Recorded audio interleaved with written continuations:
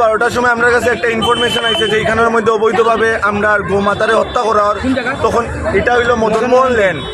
তখন আমরা লগালগ ইনফরমেশন আমরা তারাপুর থানার ইনচার্জ স্যারে দিছি।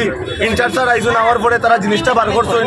বার করার পরে যে আসামিটা আসলো, যে গোমাতারে এরকম হত্যা করছে, এই আসামিটা স্যারের সামনে আসলো। স্যারে তারপরে দুইটা মানুষে তার বাবারে আর তারা উঠে আনছেন। স্যারে আইয়া কইরা যে ছেলেটা বাকি গেছে।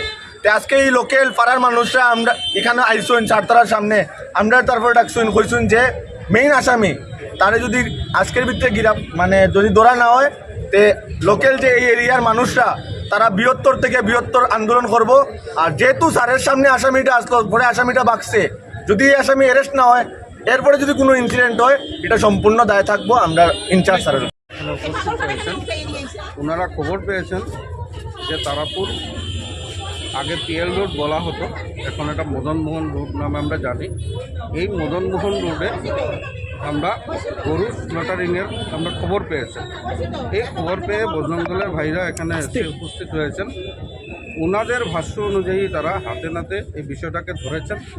ধরার পর স্লটারিং যে হচ্ছে সেটা তারা দেখেনি, কিন্তু গরুর মাংস বা গরুর বিভিন্ন জিনিস এখানে একটা বস্তার ভেতরে ঢোকানো হচ্ছে, তারা সেটা দেখতে পেয়েছেন। সাথে সাথে পুলিশের সাথে কমপ্লেন করেছেন, বা যে বাড়িতে ঘটনা হয়েছে ওই বাড়ির যারা ছেলেরা ছিল তাদেরকে ধরার জন্য পুলিশকে তারা রিকোয়েস্ট করে, কিন্তু পরবর্তীকালে এই পুলিশ সেটাকে গিয়ে উদ্ধার করেছে।